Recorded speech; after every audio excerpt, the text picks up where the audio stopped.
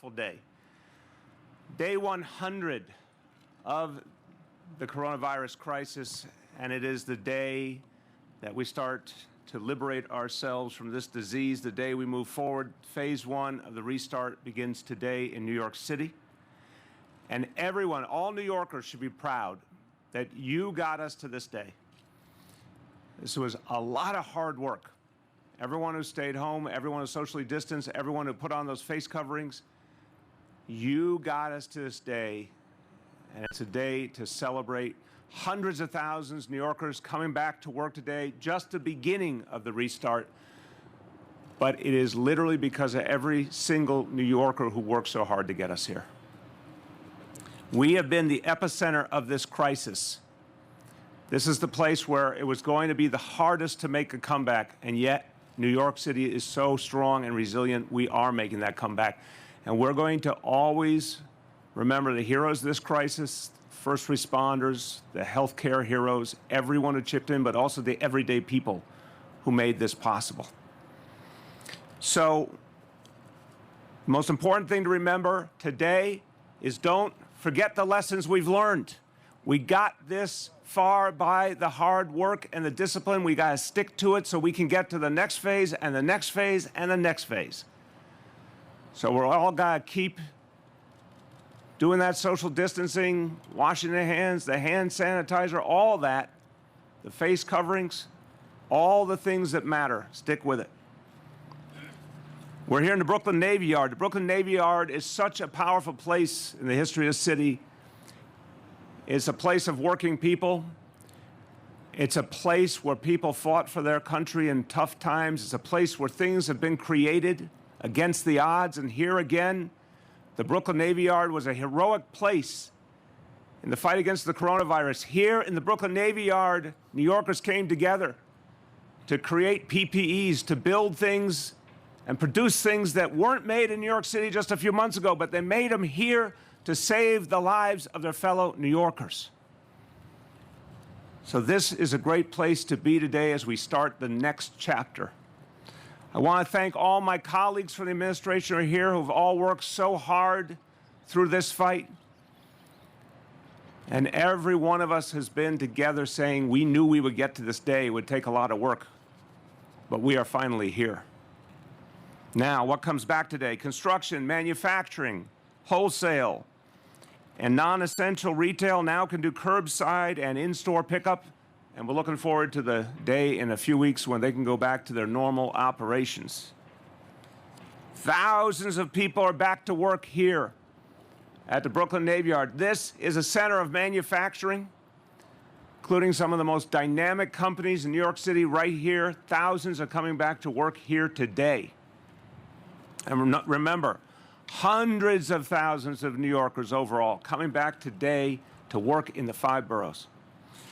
Now, as we begin the restart, it will not be business as usual. There's work to be done. We have to help businesses to do this right. We're not only going to do inspections and make sure they're doing the right thing, we're going to help them do the right thing with the free face coverings, with the guides, with the helplines. We're going to help make sure working people are safe, because nothing is more important than protecting the health and safety of New Yorkers. So for every working person coming back to work today, we will watch out for you. And if you see something wrong, we want to make sure it is addressed immediately. You're going to hear in a little bit from our Small Business Services Commissioner, Janelle Doris. He's going to talk about some of the measures we're taking to help businesses get back and get back strong. But we also know that for the economy to restart, people have to be able to get to those jobs. And this crisis has made that harder in so many ways. So we have some announcements today that I hope will start to lighten the burden and help move us forward and help move New Yorkers around easier and easier. First of all, I announced today 20 new miles of busways and bus lanes, 20 new miles. These 20 new miles of busways and bus lanes are going to help over 750,000 New Yorkers to get around more leisurely. 750,000 New Yorkers will have a faster way to work, more frequent service, less crowding, Look, more service equals less crowding equals more health and safety. That's what we want to achieve. There will be 5 new busways in New York City. Just like the success we've seen on 14th Street, Manhattan, we're going to add 5 new busways. They will be launching on an urgent basis. I want to see this happen as quickly as possible because we need the help now. Given the crisis we're in, we have to make it easier for people to get around. They will launch between June and October. It'll be a 1-year trial basis for each of these 5 new lines. If they go well, as we expect they will become permanent. Again, launching between June and October, starting this month with the first one, Main Street in Queens. And then on top of that, 4 new bus lanes with signage and markings to make it possible for those bus lanes to achieve the goals we've seen every time we expedite bus service.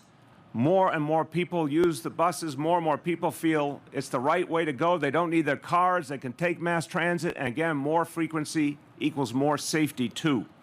These will be launching between June and August, starting this month on East 14th Street in Manhattan and 149th Street in the Bronx. And an important point, the 14th Street busway. This has been a success by every measure. I said we're going to do it. We're going to see if it works. We're going to see, do people ride the bus more? Does the bus go faster? Does it have any negative impact on the surrounding streets? And the jury is back. The answer is it is a clear success. We are making the 14th Street busway permanent. Now let's talk about another important way that people get around, the Staten Island Ferry. We are seeing ferry ridership increase. That's a good sign. That means people are going back to work. We expect it to rise more now as we go into phase 1. And so, starting this afternoon, there will be another increase in rush hour service on the Staten Island Ferry. The ferry will now be every 20 minutes in rush hour. We'll have social distance markers in place to show people where they can be on the ferry and have that proper distance from their fellow passengers. We will have hand sanitizer available for free, face coverings available for free. And as things come back more and more, we will add service to help serve the people of Staten Island. Now let's turn to the subways. We have been talking to the MTA now over the last week or two. A lot of forward motion. I thank the MTA for increasing the service, and for realizing how important it is to do things like have hand sanitizer in every station. We want to see more and more support for people who are using the subways, want to see the same kind of markings, the same kind of distance markers to help people know where to be. But we're going to help the MTA. We are sending approximately 800 school safety agents who will be in stations, educating New Yorkers, giving out those free face coverings, helping people to feel comfortable when they take that subway ride that's going to be safe. And we're going to keep doing this work with the MTA throughout. Now, I've got a few other things to talk about, and I think we're trying to find the location of our commissioner because there was a little situation with his drive over. So what I'll do is I'll finish everything I got, and when he comes in, he's going to speak. Okay. Take a different topic now, one I always say brings up passion in New Yorkers, alternate side parking. We have, obviously, this incredibly important moment when we're restarting. We want to try and make things as easy as possible for people, so we are suspending alternate side parking for 2 more weeks. Alternate side parking is suspended today through Sunday, June 21st. We'll be reassessing in the meantime whether to bring it back or not. So there's a lot to do. There's a lot to do, but we are moving forward in this city. Everyone should be proud of the fact we're moving forward. Let's get this next part right so we can move forward even more. And this is an appropriate time to talk about our indicators and thresholds. And the news today is very good. So this is such an important day for the city. I'm happy to say we also have the health data to continue to give us hope that things are moving in the right direction. Let's go over the indicators today. First, the daily number of people admitted to hospitals for suspected COVID-19. That threshold again, 200 patients. We are well under it today at 67 patients. Second, daily number of people in health and hospitals, ICUs. That threshold is 375 today. A good number continues to go down, 326. And number three, percentage of people tested citywide who are tested positive for COVID-19. That threshold is 15%. This is the biggest measure in terms of showing us where things really are at in this city, how things are going in this city. The lowest number we have seen, thank you, the lowest number we have seen, 3%. So that is a great, great sign. But again, we know that the reopening means more and more people will be close to each other. We need to get it right. So if we would like reopening, we got to stick with it and make sure we do it right so we can get to the next phase. Now, Commissioner, have you caught your breath? Or if you need another moment, I'll do the Spanish first. Please do the Spanish. I'm going to do the Spanish first. We'll get a little bit creative in our ordering here. A few words in Spanish, then we'll go to Commissioner Janelle Dorris of Small Business Services. Aunque hemos pasado por momentos difíciles, los neoyorquinos deben celebrar porque llegamos a la primera fase. Usar máscaras y mantener la distancia, todos sus esfuerzos están dando fruto. No podemos bajar la guardia ahora. Tenemos que seguir fase por fase hasta vencer a este virus. With that, to tell us about the support that the city will provide to our businesses as they get started, and we are going to be hand in hand with them to make sure this restart goes well. Commissioner of Small Business Services, Janelle Dorris. Thank you, sir. Good morning, everyone. Before I begin, just wanted to take a moment to thank the brave women and men who've been on the front lines helping us to get to this point. Our nurses, our doctors, our first responders, our healthcare professionals, and certainly our small businesses who have been essential to this process. Our small businesses are tough and they are resilient, and we are excited for this day. This is a day we've been waiting for. As businesses reopen, SBS is here to provide the resources and services that they need. We have instituted a hotline that is critical for our small businesses. If you have questions and need one-on-one assistance, call our Restart hotline at 888-SBS4-NYC. That's 888-727-4692. Since launching this hotline on Friday, we have had over 500 businesses call in with multiple issues, and we've been able to resolve for them. So please, if you need assistance, call our hotline at 888-727-4692.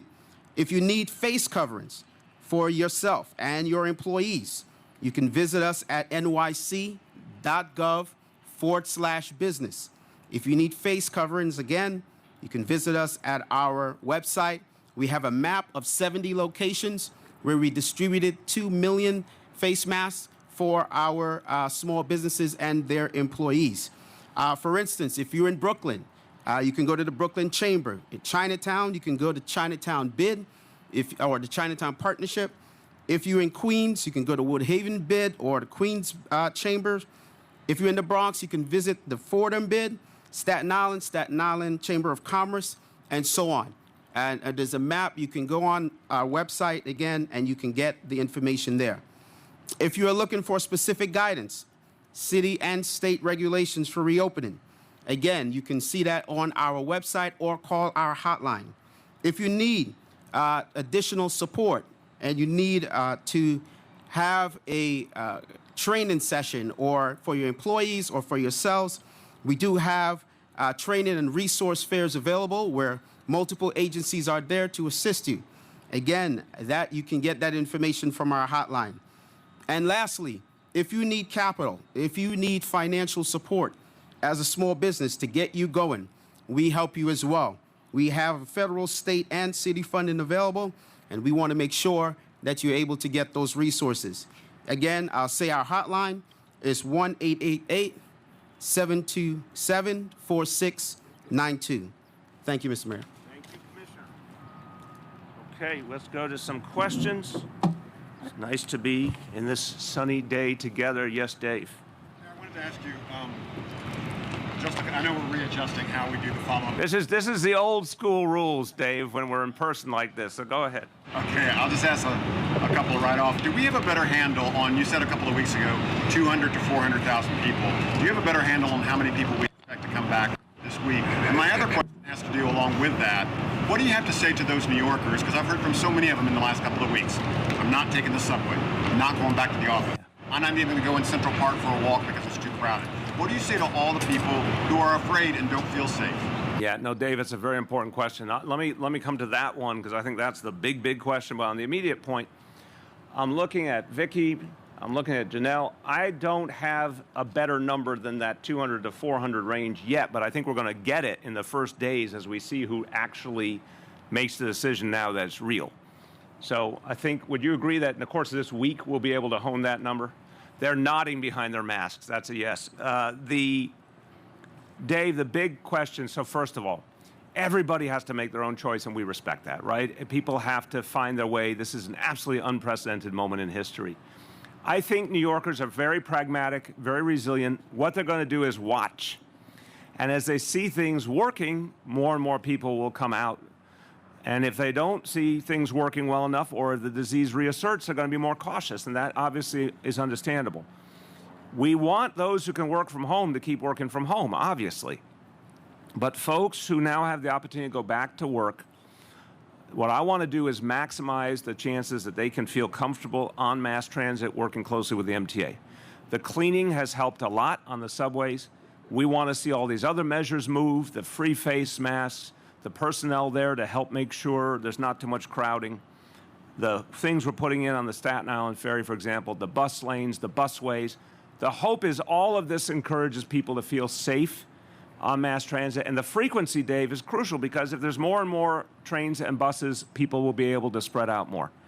But I think it's going to be a day-by-day thing, like everything else in life.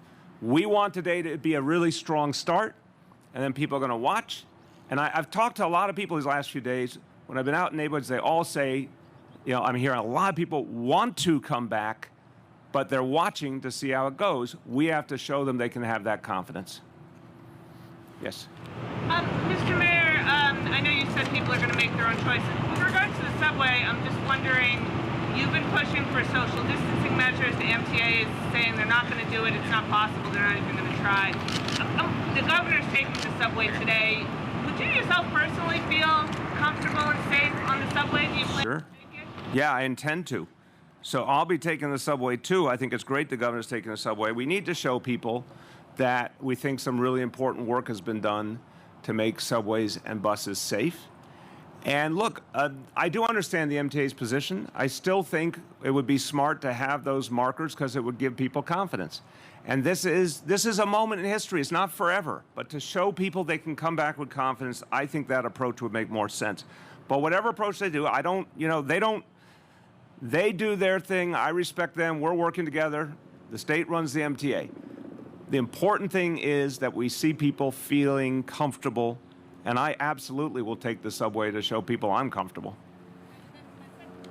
As I'm sure you know, right now some of your staffers or current and former staffers are marching against you, saying that you haven't done enough on police reform. I know you spoke to your staff yesterday and talked about some of the concerns that you have. Can you just kind of respond to their claims that you haven't done enough and talk a little bit about what you told them?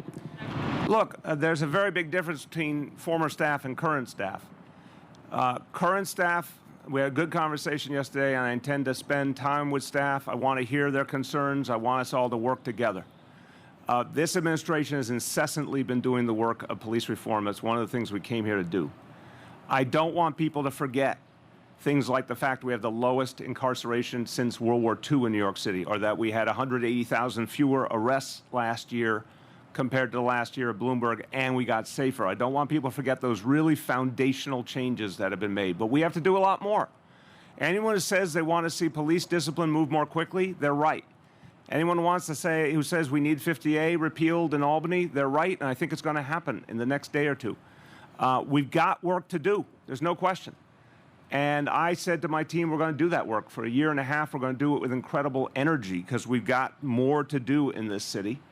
And I think everyone will work together to do that. Gersh. Mayor, the busway announcement is significant, but it's about a third of what the MTA requested. Was the MTA asking for just too much, or is it too much for you to do it right now in the short term?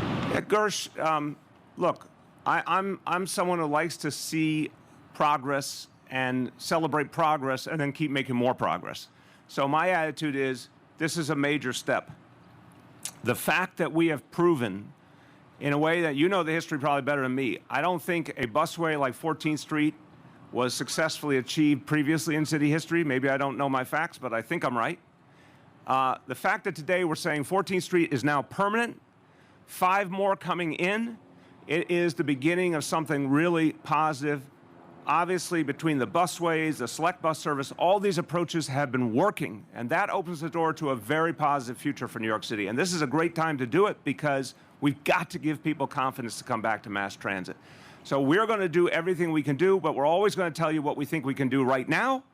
And then as we see the next opportunity to do more, we'll, of course, do more. You said Main Street is the first one. Do we know the other 4? Yeah, do you have a press release? Do they give you press releases? Do you have an email? Gersh, read your email, man. Stop baking so much and read your email. Main Street, Queens, Jamaica Avenue, Queens, 5th Avenue, Manhattan, for a section of 5th Avenue, J Street, Brooklyn, 181st Street, Manhattan. Yes? I know today's phase 1, but do we have any update as to how those refrigeration trucks that are at every hospital, are they still there? Is there any plan in place right now to send them back? And I asked that question. Yeah, the phase 1 is the beginning of something very new. Everything is now going to be reassessed. I don't have an answer for you, but we'll get you one immediately. My impression, of course, thank God, is that the need has changed because, thank God, more and more people are healthy, fewer and fewer lives are being lost. But we want to get things normal as quickly as possible. We'll get you that update. In regards to phase 1, a lot of these stores opening up. The looting that happened last week and a lot of the damage. The what had happened? Okay. How is that affecting, if at all, phase 1? I don't think it is. I think there are stores like the ones I visited in the Bronx that have a lot of work to do to come back, and we're going to help them. Commissioner Doris has met with the small business owners in the Bronx, and we have a specific plan to get them direct grants and support. I think some of the bigger stores in Manhattan were very quick to come back. I spoke to the CEO of Macy's. He said, in fact, Macy's Herald Square had very little damage. They were able to deal with it immediately. And Macy's, as always, is being a great partner with the city. They want to really make this restart work. They are energetic about it. So my impression is it was, because we contained it with the curfew and the other actions, very minimal impact. It was horrible. We're not going to let it happen again, but very minimal impact in terms of phase 1. Go ahead, Gloria. Sorry, I want to follow up on Aaron's question. There are some former staffers, but there are also current staffers. So I guess I want to know specifically what you would say to current staff that is feeling maybe disillusioned, like this has been a really hard moment, and they're no longer confident that you will take the right direction in the time that is left. I know that was part of what you tried to address on that call yesterday, but some of those current ones are also marching today. So what do you... I don't know who is or who is not, as a matter of fact, literally as a matter of fact. I'd say to anyone, if they have a concern, I want to hear it, and I know the entire senior team wants to hear it. It's been a very tough week or 10 days, very painful, very emotional, a lot that we have to address. I still believe fundamentally, after 6.5 years of making steady change in the city, people should have faith about what we can do in the next year and a half in a transformative moment in our history. So I reach out a hand to anyone who wants to do that work together.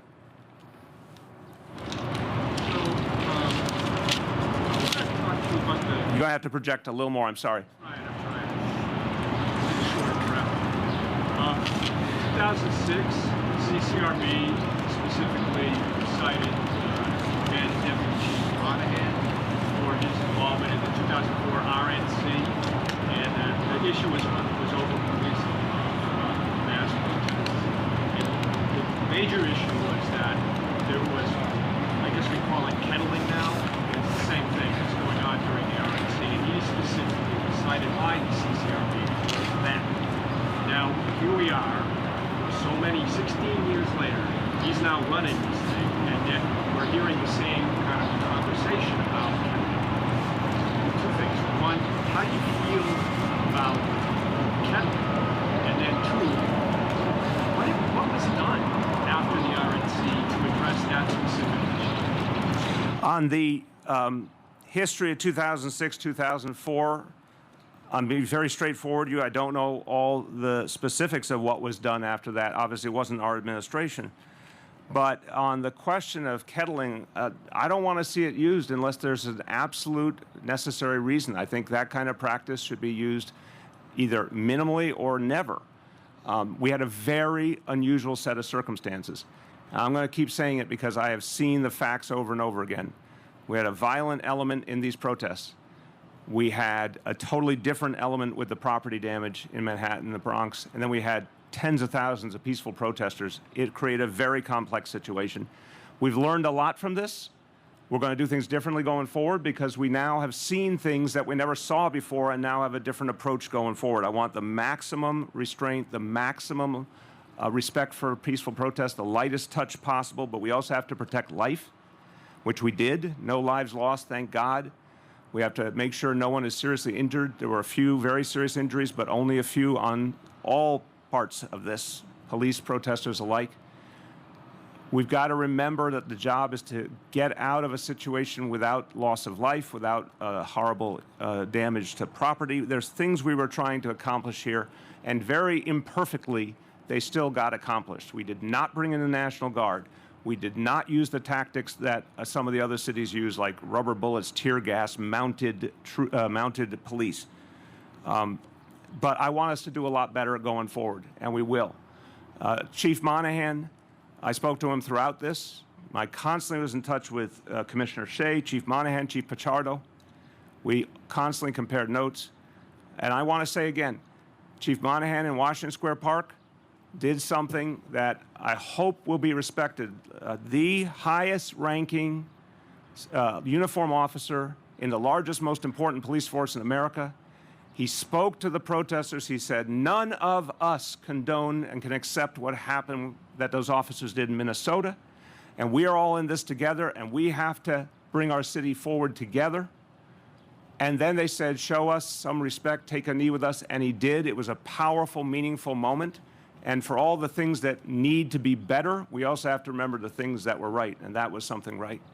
Marcia? Mr. Mayor, this is the first time since you've been mayor that you've decided to cut the police department budget, to defund it. I wonder if you can tell us how much money you're going to reallocate, what exactly is going to be reduced, and what exactly will you put the money towards? No. Specific. Yeah, they will. To be happening. And Marcia, I'm looking you in the eye, and the answer is no, not today. They will, because in the next 3 weeks, in negotiation with the City Council, we're going to decide the budget for this city. We are praying there's action on the stimulus in Washington. We're asking Albany to help give us a last resort with borrowing authority. All these questions up in the air. I'm not answering you today because we will do that as a part of negotiation. And many members of the City Council, as well as the protesters, have called for a $1 billion cut. Again, Marcia, no, it is not. No. But something substantial, yes, and that will be subject to negotiation. And the first thing I want to see it go to is youth programs. But do you think that the $1 billion number in their mind is not good for the NYPD? Again, I'm not in anybody else's mind. I respect everyone. I'm not going to give you a number today. I wanted to, I guess, follow up on Marcia's question. I know there have been calls to return the summer youth employment program. And then secondly, I know you and Commissioner Shea have kind of made separate appearances since your announcement yesterday. If you want to maybe talk, not private discussions, but what your conversations have been like with the commissioner. I can imagine someone hearing that their agency's budget is going to be cut. I don't know what that conversation is like. So what you can tell us. Sure. Commissioner and I talk all the time. Remember, this is someone I've been working very closely with since 2014, and I have immense respect for him. We have a constant ongoing dialogue. Of course, there's no commissioner here would like to hear that their budgets might be cut, and there's the deep fear, Katie, that everyone's budget is about to be cut if we don't get the stimulus. But the commissioner said publicly since then that if there's one place he would want to see money go if it came out of his budget, it would be for youth programs. He said that publicly, and that shows the caliber of the man, that he believes in a focus on youth. He said it months ago before all this happened. You know, it was a focal point of my State of the City that we're reorienting policing towards youth. We wanted to get more and more activity for youth. With the City Council, we're going to find a way to address the needs of youth this summer. We don't have it yet. We have to figure it out in the next few weeks. Obviously, Katie, it is absolutely dependent on the healthcare situation, and I'm knocking wood, I'm praying that we come through okay. But the council and people all over the city want to see more for our young people. In April, we didn't know what would be possible at all. We thought things were going to get a lot worse. Now there's more possibility. We're going to figure that out with them. I have a question for Dr. Barbeau. We've had, say, 13 days of non-social distancing, of people coming together, thousands of people. I don't think it's been 13 days, respectfully, but continue. You're talking about the protests. About that. I don't think it's about that. I think it's been 10 days, but go ahead. 10 days is pretty good. Usually the incubation period for COVID-19 is like 2-3 days. People start coming down with sickness. What's going on here? A lot of people are out there saying, well, look at all these people gathering. Nobody's getting sick. The numbers are down. It must be going away. As the commissioner comes up, Todd, I just want to say I think the commissioner will give you the more medically insightful answer, but I just want to remind you, thank God these were outdoor activities, which does change the equation. I still am very worried there might be an impact, but that is something different than if it was a lot of people together indoors. Go ahead, Commissioner. So let me start off with big picture. Big picture, in my opinion, we're still in what I would say is a moderate transmission phase, meaning that there are still on a daily basis hundreds of people that are newly diagnosed with COVID-19. And in addition to that sort of big picture framing, we still need New Yorkers to wear face coverings consistently. When individuals are outdoors, they have more sort of flexibility to have more space between them. We want to encourage individuals to continue having the 6 feet distance. We want to remind New Yorkers of the importance of using alcohol-based hand sanitizer. And so when we have individuals that are outdoors in protests, we need every single one of them to ensure that they continue wearing their face coverings. We, on a daily basis, monitor data that comes to us from each of the emergency departments around the city. And to date, thankfully, we have not seen any specific or significant spikes in the number of people that are visiting the emergency departments for COVID-like illness, but we are paying really close attention to that.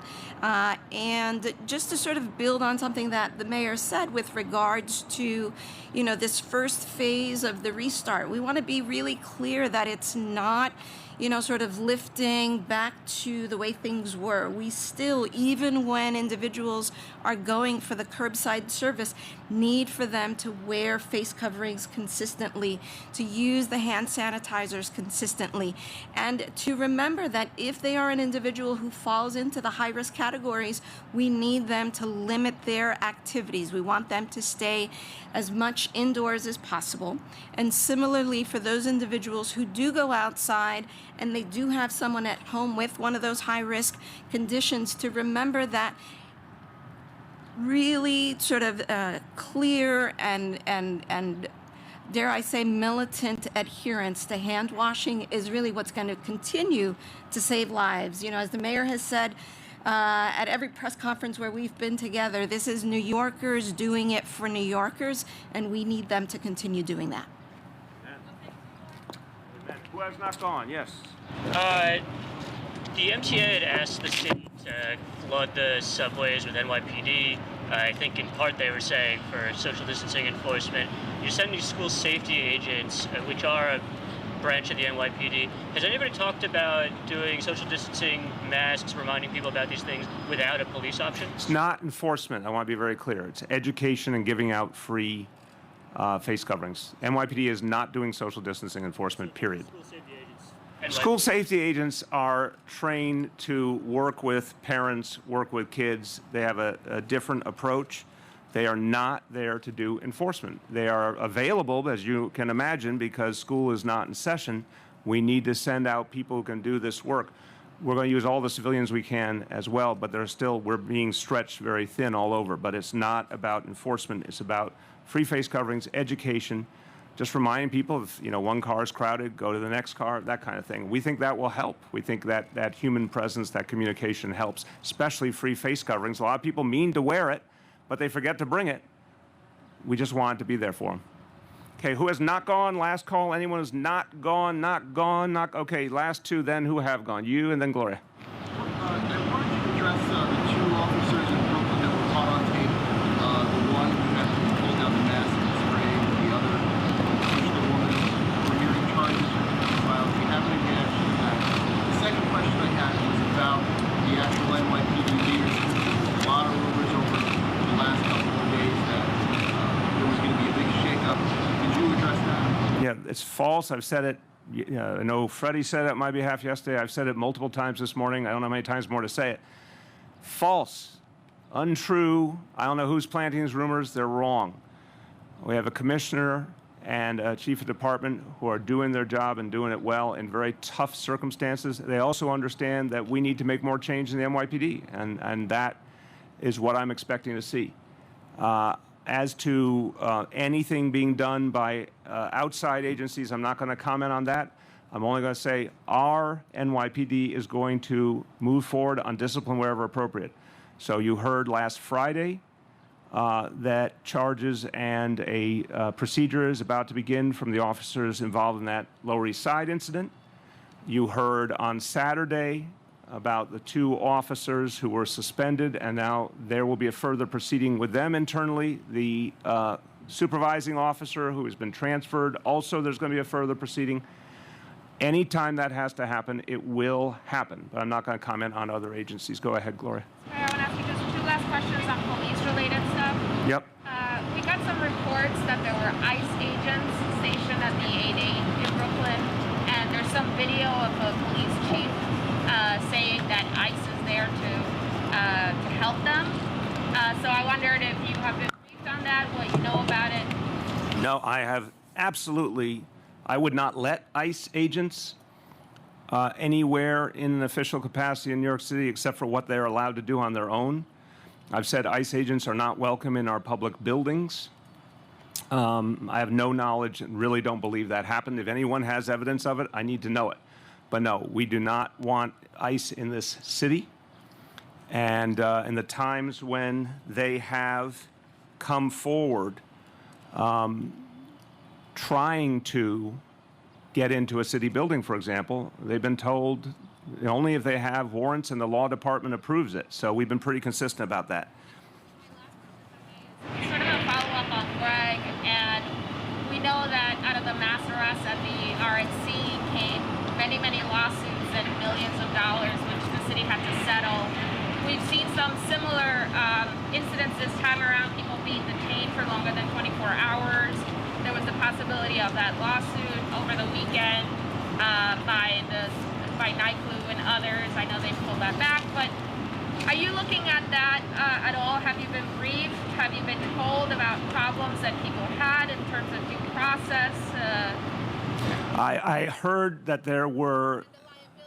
Yeah, the liability issue, I cannot speak to effectively. I have not heard anything from the law department on that. I can only say about the human reality and what we're trying to achieve here. There obviously, again, we had a perfect storm here. I think you cannot leave out of this equation what happened on Sunday and Monday night. That was just criminality. It was people destroying stores and stealing from small store owners in the Bronx immigrant store owners, people put their whole life into building up those stores. That was a lot of people who were arrested, obviously, and in Midtown as well. But look, obviously the goal is to not hold people any longer than absolutely necessary. There's a very unusual situation. I know there was monitoring to make sure the conditions were safe and sanitary. I don't want to see us ever go through anything like this again. But the bottom line is, when we're dealing with a truly emergency situation, I believe everyone's trying to do their best to process people and get them out and to make sure people are safe in the meantime. We had to keep this city safe, and that's what we did this week. Okay, everyone, just to finish up, look, I just want everyone to keep in perspective this day.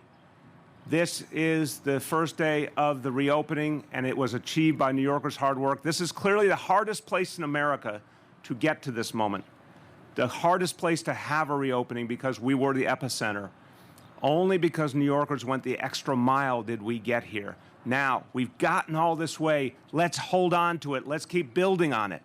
We have something really big happening now. Our Test and Trace Corps is now on the playing field, out there, making sure people get tested. Every New Yorker is now welcome to get tested for free. If you need to know where, call 311.